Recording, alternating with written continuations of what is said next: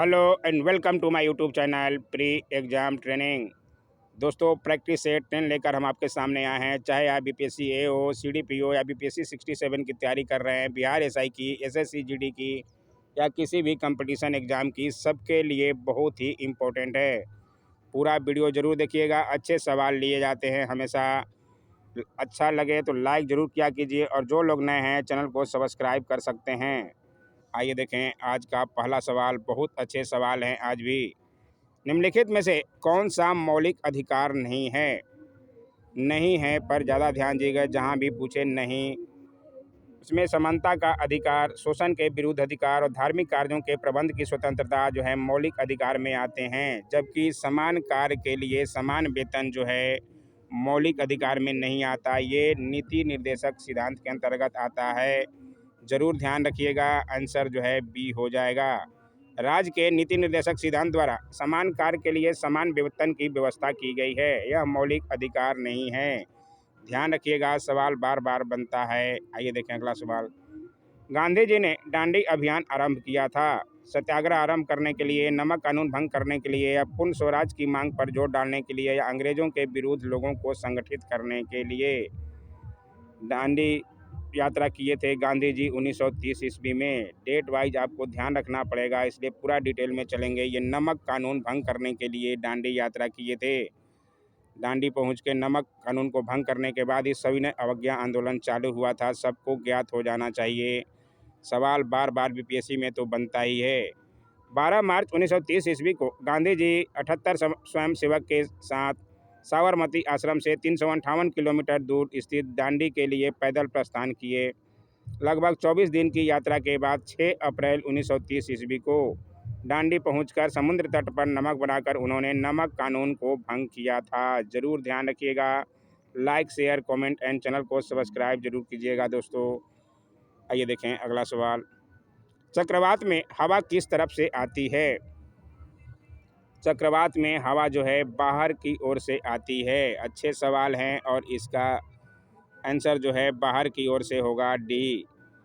कैसे होगा आइए थोड़ा डिटेल दिखा दें आपको। चक्रवात की उत्पत्ति विभिन्न प्रकार की वायु राशियों के मिश्रण के फलस्वरूप वायु की तीव्र गति से ऊपर उठकर बवंडर का रूप ग्रहण करने से होती है। केंद्र में कम दाब की स्थापना होने पर बाहर की ओर दाब बढ़ता जाता है। इस अवस्था में हवाएं जो है बाहर से भीतर की ओर चलती है। इसे ही चक्रवात कहते हैं। पूरी बातों को नोट करते हुए चलिएगा। आइए देखें अगला सवाल। भारत में सर्वाधिक सोने के सिक्के किस वंश के शासकों ने जारी किए? मौर्य, गुप्त, कुषाण या मुगल में से भारत में सर्वाधिक सोने के सिक्के जो हैं गुप्त वंश के शासकों ने जारी किए थे। बहुत बार सवाल बना है, नोट करते हुए चलिएगा। बहुत अच्छे सवाल हैं।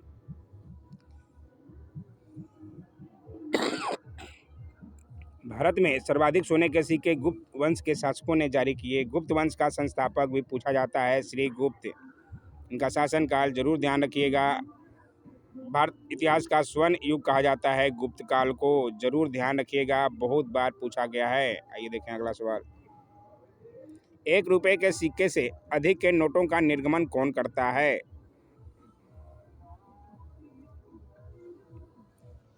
1 रुपए से अधिक के नोटों का निर्गमन जो है रिजर्व बैंक के गवर्नर द्वारा किया जाता है। बहुत अच्छा सवाल है। 1 रुपए का सिक्का जो है वित्त मंत्रालय द्वारा और 1 रुपए से अधिक के रिजर्व बैंक के गवर्नर द्वारा। जरूर नोट कीजिए, बहुत अच्छा सवाल है। 1 रुपए के सिक्के या नोट का निर्गमन वित्त मंत्रालय भारत सरकार द्वारा होता है तथा इससे अधिक मूल्य के नोटों का निर्गमन रिजर्व बैंक के गवर्नर के द्वारा होता है। वर्तमान में कौन गवर्नर है आप बता सकते हैं, कमेंट में ज़रूर बताइएगा। आइए देखें अगला सवाल।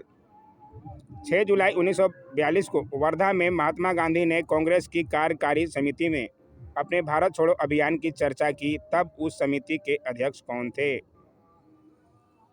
1942 में भारत छोड़ो अभियान की चर्चा हुई थी। उस समय समिति के अध्यक्ष जो हैं मौलाना अबुल कलाम आज़ाद थे। आज़ाद लिख दिया है, यहाँ द छूट गया है, इसलिए ध्यान रखिएगा। मौलाना अबुल कलाम आज़ाद क्यों थे? क्योंकि उस समय 1939 से विश्व युद्ध चल रहा था। द्वितीय विश्व युद्ध के समय ही सबसे ज़्यादा समय तक रहने वाले वही थे कांग्रेस के अध्यक्ष। महात्मा गांधी ने कांग्रेस को चुनौती देते हुए कहा था, मैं देश की बालू से ही कांग्रेस से बड़ा आंदोलन खड़ा कर दूंगा। नतीजतन कांग्रेस कार्य समिति ने वर्धा की बैठक में 14 जुलाई 1942 को इस आंदोलन के लिए निर्णय लिया। इस समिति के अध्यक्ष मौलाना अबुल कलाम आज़ाद थे। जरूर ध्यान रखिएगा। भारत छोड़ो आंदोलन की शुरुआत किए थे गांधी जी 1942 में। फ्रंटियर गांधी का असली नाम है फ्रंटियर गांधी सेन सीमांत गांधी का असली नाम अब्दुल गफ्फार खां सब लोगों को ज्ञात होना चाहिए। नहीं जानते हैं, नोट करते हुए चलिएगा। बहुत इजी और अच्छा सवाल है। हिंदुस्तान रिपब्लिक एसोसिएशन की स्थापना किसने किया था? हिंदुस्तान रिपब्लिक एसोसिएशन की स्थापना सचिंद्र नाथ सन्याल द्वारा किया गया था। जरूर ध्यान रखिएगा 1924 ईस्वी में। नोट करते हुए चलिएगा। आइए देखें अगला सवाल। स्लेट, हीरा और संगमरमर कौन सी चट्टान का उदाहरण है? आग्नेय, अवसादी, रूपांतरित या कठोर में से स्लेट, हीरा और संगमरमर जो है रूपांतरित चट्टान का उदाहरण है। बहुत बार बताया गया है। आइए देखें अगला सवाल। नमकीन जल में उगने वाला पौधा को क्या कहा जाता है? नमकीन जल में उगने वाला पौधा को हाइलोफाइट कहा जाता है। ये सवाल भी बताया गया है। बहुत अच्छा सवाल है। जरूर नोट करते हुए चलिएगा। आइए देखें अगला सवाल। अगस्त 1923 के बनारस हिंदू महासभा अधिवेशन की अध्यक्षता किसने की थी? अगस्त 1923 के बनारस हिंदू महासभा अधिवेशन की अध्यक्षता स्वामी श्रद्धानंद ने किया था। आइए थोड़ा डिटेल दिखा दें। बनारस हिंदू महासभा का शुरुआत 9 अप्रैल 1915 को हिंदू महासभा की स्थापना हरिद्वार में की गई और इसके आरंभिक वर्षों में इसके साथ राष्ट्रीय आंदोलन के उन सभी प्रमुख नेताओं का संबंध था जिन्हें नरमपंथी सांप्रदायिक नेता कहा जाता है। हिंदू महासभा के प्रथम अध्यक्ष महाराज मानिक चंद्र नंद जी थे। ये भी नोट कर लीजिएगा। 1923 ईस्वी में इसकी बैठक बनारस में हुई, जहां इसकी अध्यक्षता करने का श्रेय स्वामी श्रद्धानंद जी को जाता है। जरूर ध्यान रखिएगा। आइए देखें अगला सवाल। भारतीय राष्ट्रीय कांग्रेस की स्थापना की गई थी। वर्ष कब की गई थी भारतीय राष्ट्रीय कांग्रेस की स्थापना? सबको ज्ञात होना चाहिए। 1885 ईस्वी में। इसमें दिया नहीं है, इसलिए ऑप्शन जो है ई हो जाएगा। ध्यान रखिएगा ई क्यों हुआ, क्योंकि 1885 ईस्वी में ए.ओ. ह्यूम के द्वारा हुआ था भारतीय राष्ट्रीय कांग्रेस की स्थापना। बाकी सबको ज्ञात हो जाना चाहिए। पूरा नोट कर लीजिएगा। बहुत बार सवाल बनता ही है। आइए देखें अगला सवाल। निम्न में से कौन नरम पंथियों में नहीं थे? नरम पंथियों में नहीं थे जो जी.के. गोखले, बाल गंगाधर तिलक, आर.सी. दत्त और डब्ल्यू.सी. बनर्जी। लाल बाल पाल जो है नरम पंथियों में नहीं, गर्म पंथियों में थे। इसमें बाल गंगाधर तिलक बाल दिया है, इसलिए आंसर जो है आपका बाल गंगाधर तिलक हो जाएगा। बहुत इजी और अच्छा सवाल है। बाल गंगाधर तिलक गरम दल के सदस्य थे। बहुत बार बताया गया है। लाल बाल पाल जरूर ध्यान रखिएगा। लाल से लाला लाजपत राय, बिपिन चंद्र पाल और बाल से बाल गंगाधर तिलक। आइए देखें अगला सवाल। कृषि में युग्म पैदावार का आशय किसको लगाने से है?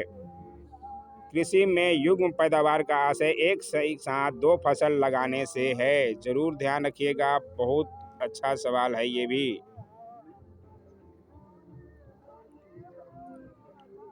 देखते होंगे खेतों में। कृषि में युग्म पैदावार का आशय है एक साथ दो फसल। जब गेहूं के साथ सरसों या चना के साथ सरसों या गेहूं के साथ मटर आदि बोई जाती है तो वह युग्म पैदावार के अंतर्गत आती है।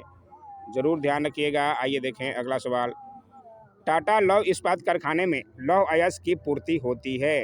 कहाँ से होती है? बेलाडीला से, क्योंझर से, म्यूमबंग से या सिंहभूम से? टाटा लौह इस्पात कारखाना में लौह अयस्क की पूर्ति जो है सिंहभूम से होती है। बहुत अच्छा सवाल है। टाटा का नाम कौन नहीं जानता है। जरूर ध्यान रखिएगा कहाँ से पूर्ति होती है। टाटा लौह एवं इस्पात केंद्र में लौह अयस्क की आपूर्ति सिंहभूम से होती है। यह वर्तमान झारखंड राज्य में स्थित है। ये भी ध्यान रखिएगा। बेलाडला की खान भी लोहे के लिए प्रसिद्ध है, जो छत्तीसगढ़ में स्थित है, जबकि मयूरभंज उड़ीसा में स्थित लोहे की खान है।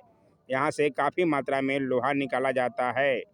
क्योंझर की खान उड़ीसा में स्थित लोहे की महत्वपूर्ण खान है। इसे भी जरूर ध्यान रखिएगा। चारों के बारे में ज़रूर ध्यान रखिएगा कहाँ कहाँ है ये स्थित। आइए देखें अगला सवाल। भारत में पहला पन बिजली हाइड्रो पावर स्टेशन शक्ति केंद्र आरंभ हुआ। कहाँ पर आरंभ हुआ था भारत में पहला पन बिजली शक्ति केंद्र? भारत में पहला पन बिजली हाइड्रो पावर स्टेशन जो है शिव समुद्रम में स्टार्ट हुआ था। ज़रूर ध्यान रखिएगा कब हुआ था, आइए डिटेल दिखा दें। भारत का पहला जल विद्युत केंद्र हाइड्रो पावर स्टेशन कावेरी नदी के शिव समुद्रम जल प्रपात पर 1905 ईस्वी में स्थापित किया गया था। ज़रूर ध्यान रखिएगा, लाइक तो बनता ही है दोस्तों, इतने मेहनत से आपके लिए मैं सवाल लेके आता हूँ। और जो लोग सब्सक्राइब नहीं करे हैं कर लीजिए, बहुत फ़ायदा मिलने वाला है एग्ज़ाम तक। किस स्थान का मानक समय निर्धारित करने का आधार होता है? देशांतर रेखा, अक्षांश रेखा, अंतर्राष्ट्रीय तिथि रेखा या प्रधान मध्याह्न रेखा में से मानक समय निर्धारित करने का ये जो है देशांतर रेखा, उत्तर से दक्षिण रेखा को देशांतर रेखा कहते हैं। सबको पता होगा ये अक्षांश है और ये देशांतर है। प्रत्येक देशांतर रेखा का मध्याह्न उस समय होता है जबकि देशांतर रेखा ठीक सूर्य के सामने होती है। इस कारण एक ही देश में भी प्रत्येक देशांतर के साथ समय में 4 मिनट का अंतर आ जाता है। अतः किसी देश अथवा क्षेत्र विशेष में किसी एक मध्यवर्ती देशांतर रेखा के स्थानीय समय का पूरे देश अथवा क्षेत्र का समय मान लिया जाता है। ऐसे समय को मानक समय कहते हैं। ज़रूर ध्यान रखिएगा। माउंट एटना है। माउंट एटना क्या है? एक पर्वत है, एक पर्वत शिखर है या एक ज्वालामुखी है या एक पठार है? बहुत अच्छा ये भी सवाल है। माउंट एटना एक जो है ज्वालामुखी है। ज़रूर ध्यान रखिएगा, नोट करते हुए चलिएगा जो लोग नहीं जानते हैं। माउंट एटना एक सक्रिय ज्वालामुखी है जो यूरोप के इटली देश के सिसिली नामक स्थान पर पाया जाता है। जब भूगर्भ से गर्म लावा, गैस, चट्टानों के टुकड़े, धूलकण आदि निकलने लगते हैं तो इसे ज्वालामुखी विस्फोट कहते हैं। ज़रूर ध्यान रखिएगा। आइए देखिए अगला सवाल। ग्रैंड कैनियन है। ग्रैंड कैनियन क्या है? एक खड्ड है, एक बड़ा तोप है, एक नदी है या एक पुराना तोप है? ग्रैंड कैनियन एक खड्ड है। ज़रूर ध्यान रखिएगा, ये भी अच्छा सवाल है। ग्रैंड कैनियन अमेरिकी महाद्वीप में स्थित एक खड्ड है। अमेरिका में कोलोरेडो नदी द्वारा गहरे कैनियन का निर्माण होता है। यह गहरी और संकीर्ण चट्टानी नदी घाटी है जिसके पार्श्व खड़े ढाल के दो खड्ड अथवा गार्ज कहलाती है। वर्षा की कमी गंभीर खड्ड की दीवारों के आच्छादन को रोकती है और इस प्रकार उनकी प्रवणता स्थिर रहती है। ज़रूर ध्यान रखिएगा। आइए देखें अगला सवाल। पनामा नहर जोड़ता है। पनामा नहर किसको जोड़ता है? बहुत बार ये सवाल बना है। ज़रूर ध्यान रखिएगा, पनामा नहर जो है उत्तरी अमेरिका को दक्षिणी अमेरिका से जोड़ता है। इसलिए नोट कर लीजिएगा। बहुत अच्छे सवाल है। मौसम गड़बड़ा रहा है, सर्दी खांसी जो है सबको हो रहा है। पनामा नहर उत्तरी अमेरिका को दक्षिणी अमेरिका से अलग करता है। यह अटलांटिक महासागर तथा प्रशांत महासागर को मिलाती है। इसके दोनों सिरों पर कोनन और पनामा बंदरगाह स्थित है। इसके बनने से 6500 से 14,500 किलोमीटर का सफ़र कम हो गया है। स्वेज नहर का भी बार बार पूछा जाता है, नोट कर लीजिएगा। लाल सागर और भूमध्य सागर को जोड़ता है स्वेज नहर। ज़रूर ध्यान रखिएगा। आइए देखें अगला सवाल। केंद्रीय बजट 2020-21 में भारत नेट के माध्यम से फाइबर टू होम कनेक्शनों से कितनी ग्राम पंचायतों को जोड़ने का लक्ष्य रखा गया है? बहुत अच्छा सवाल है। केंद्रीय बजट 2020-21 में भारत नेट के माध्यम से 1 लाख ग्राम पंचायतों को जोड़ने का लक्ष्य रखा गया है। ज़रूर ध्यान रखिए, अच्छा सवाल है ये भी। आइए देखें अगला सवाल। रामकृष्ण मिशन की स्थापना किसने की? बहुत अच्छा सवाल है ये भी। रामकृष्ण मिशन की स्थापना स्वामी विवेकानंद ने की थी। बहुत इजी और अच्छा सवाल है। आइए देखें अगला सवाल। लॉर्ड कर्जन ने बंगाल का विभाजन कब किया? ये भी सवाल भी बहुत बार बना है, बहुत इजी सवाल है। लॉर्ड कर्जन बंगाल का विभाजन 1905 ईस्वी में किए हैं, कौन नहीं जानता है। उसके बाद 1911 में बिहार जो है बंगाल से अलग हो गया, बिहार और उड़ीसा सहित करजन के भारत विरोधी कार्यों में सर्वाधिक महत्वपूर्ण कार्य 1905 में बंगाल का विभाजन था। सबको ज्ञात होना चाहिए, जो लोग नहीं जानते हैं नोट कीजिएगा ज़रूर, चाहे आप किसी भी एग्ज़ाम की तैयारी कर रहे हैं। जनता पार्टी के शासनकाल के दौरान भारत के राष्ट्रपति थे। बहुत अच्छा सवाल है। जनता पार्टी की सरकार कब बनी थी? 1977 ईस्वी में। उस समय राष्ट्रपति कौन थे? नीलम संजीव रेड्डी। ये ध्यान रखिएगा, बहुत अच्छा सवाल है, ये बार बार पूछा जाता है, नोट करते हुए चलिएगा। 24 मार्च 1977 ईस्वी को मोरारजी देसाई यानी कि पहला गैर कांग्रेसी देश के प्रधानमंत्री बने थे जनता पार्टी से। केंद्र में 30 वर्षीय कांग्रेस शासन का अंत हुआ था। इस समय भारत के राष्ट्रपति नीलम संजीव रेड्डी थे। लाइक, शेयर, कमेंट, सब्सक्राइब जरूर कीजिएगा, अभी तक नहीं किए हैं तो। आइए देखें आज का आखिरी सवाल।